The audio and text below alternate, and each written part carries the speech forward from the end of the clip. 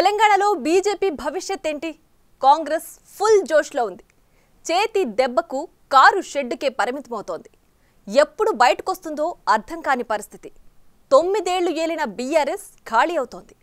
తెలంగాణలో అధికారంలోకి రావాలని టార్గెట్ పెట్టుకున్న కమలనాథుల సంగతేంటి? వ్యూహం ఉందా? మాటలకే పరిమితమవుతారా?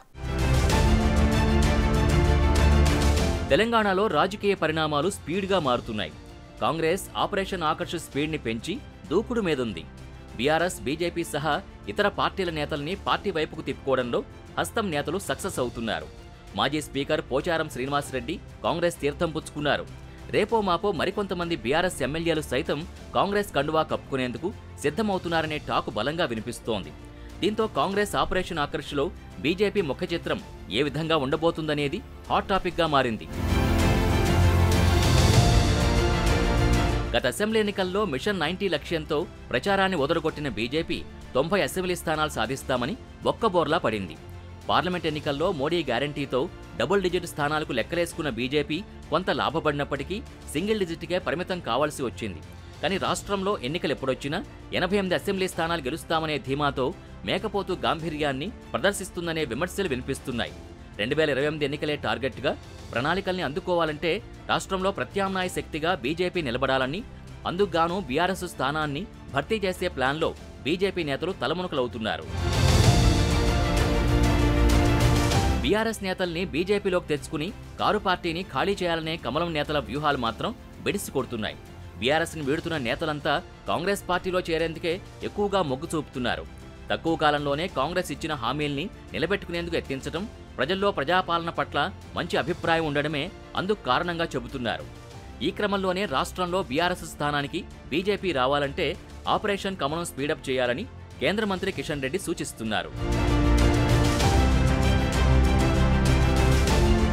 రాష్ట్రంలో కారు పార్టీని ఖాళీ చేసి బీజేపీ ప్రత్యామ్నాయ శక్తిగా నిలబడుతుందా లేదా అనేది అటుంచితే ఆపరేషన్ లోటస్లోకొచ్చే నేతలు ఎవరున్నారు, ఎవరొస్తారు అనే చర్చ బీజేపీలో జోరుగా సాగుతోంది.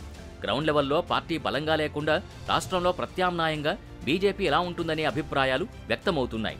గత అసెంబ్లీ, పార్లమెంట్ ఎన్నికల్లో సైతం ఆపరేషన్ లోటస్ పూర్తిగా విఫలమైందనే విమర్శలు సైతం సొంత నేతల నుంచే రావడం నాయకుల్ని విస్మయానికి గురిచేస్తున్నాయి. ఆపరేషన్ లోటస్కు పడిన నేతలు కూడా ఎక్కువ కాలం పార్టీలో ఇమడలేక తిరిగి సొంత గూటికి వెళ్లడం కమల నేతల్లో కలవరం పుట్టిస్తోంది. ఈ క్రమంలోనే తాజాగా కేంద్ర కేబినెట్లో అవకాశం రాని ప్రస్తుత ఎంపీలు సైతం అసంతృప్తితో ఉన్నారని గుసగుసలు వినిపిస్తున్నాయి. దాంతో ఎవరు ఎప్పుడు బీజేపీ నుంచి జంప్ అవుతారో తెలియని సస్పెన్స్ పార్టీ వర్గాల్లో నెలకొంది. మోడీ హవా తగ్గిందనడానికి మొన్నటి ఎన్నికల్లో మెజార్టీ స్థానాలు రాకపోవడమే అనేది క్లియర్ కట్గా నేతల్ని ఆలోచనలో పడేస్తోందని రాజకీయ విశ్లేషకులు సైతం అభిప్రాయపడుతున్నారు. దిద్దుబాటు చర్యలు తీసుకోకపోతే బీజేపీ రాష్ట్రంలో ప్రత్యామ్నాయం మాట పక్కన పెడితే ఉన్న క్యాడర్ను కూడా కోల్పోయి జీరోకు పడిపోయే అవకాశం ఉందని టాక్ వినిపిస్తోంది. రాష్ట్రంలో ప్రత్యామ్నాయ శక్తిగా నిలవాలని ఉవ్విళ్లూరుతున్న బీజేపీ నేతలకు ప్రస్తుత పరిస్థితులు మాత్రం 50-50గా ఉన్నాయి. స్థానాల విషయంలో లక్ష్యం నెరవేరకపోయినా బీఆర్ఎస్ స్థానంలోకి మాత్రం వచ్చే అవకాశాలు కనపడుతున్నాయి. బీఆర్ఎస్ ఖాళీ అయితే రాష్ట్రంలో కాంగ్రెస్ తర్వాత స్థానంలో బీజేపీ ఉంటుంది. ప్రజలు తప్పకుండా బీజేపీ వైపు చూస్తారని ఆశాభావం వ్యక్తం చేస్తున్నారు.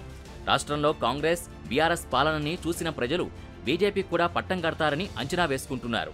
ఆ నమ్మకంతోనే ఎన్నికలు ఎప్పుడొచ్చినా 88 స్థానాలు గెలుస్తామనే ధీమాతో బీజేపీ నేతలున్నారని చర్చ జరుగుతోంది.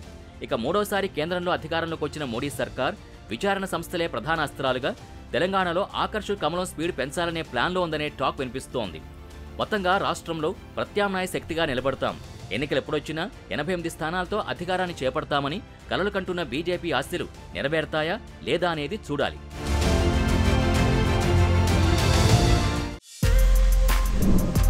For more videos like this, subscribe Big TV channel.